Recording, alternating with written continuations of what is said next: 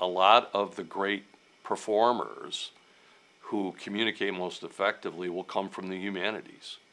Thank God for scientists and lawyers and accountants, because the world wouldn't survive without them, but the world moves forward, I think, on the heart and soul of the humanities.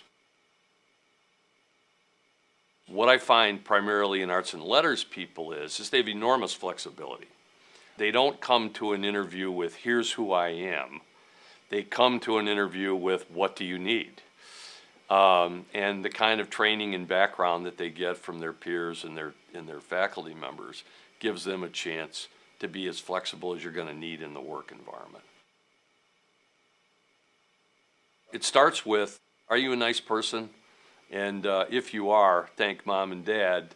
And now let's talk about how much poise and flexibility you can bring to an ever-changing business environment.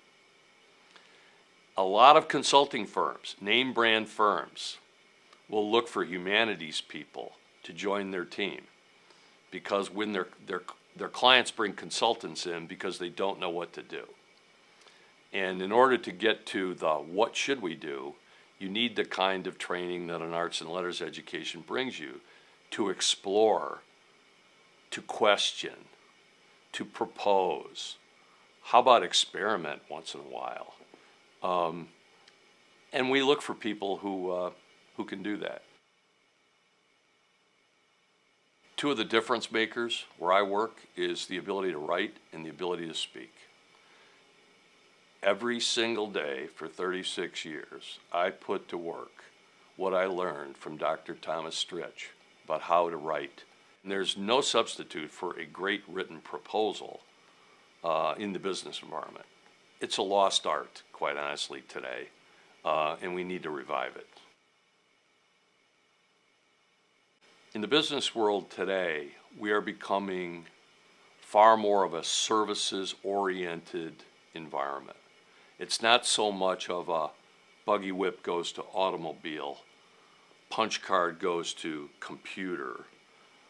Yes, there's still advancements in technology, and those will continue with great research and more invented science. But today's environment, the great leaders are ones who can work with clients to determine how best to use this capability. That's a dialogue. That's not a demonstration. So we learned a lot of that at Notre Dame, particularly in the seminar environment, and it was absolutely 100% transferable into the business environment.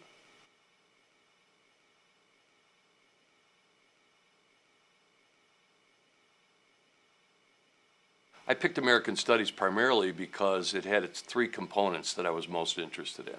I like to write and I like to speak, and it had enormous professional training on how best to communicate. The other thing I like is I'm a big fan of the history of this country, and so there's an evolving theme throughout each semester on how this United States of ours grew into the America that we love. And then most importantly, I'm a history buff. I like to read, and I credit parents and some aunts of mine who made sure that I had the best books as a young kid. And so I was an avid reader and I was an avid historian. And so when I saw a 30-hour major that included those three components at the time, and then a number of great seminars where we could have the dialogue about not only our past but how to build the future, it was just something I really enjoyed. So I stayed with it and graduated and was proud to be a degree holder.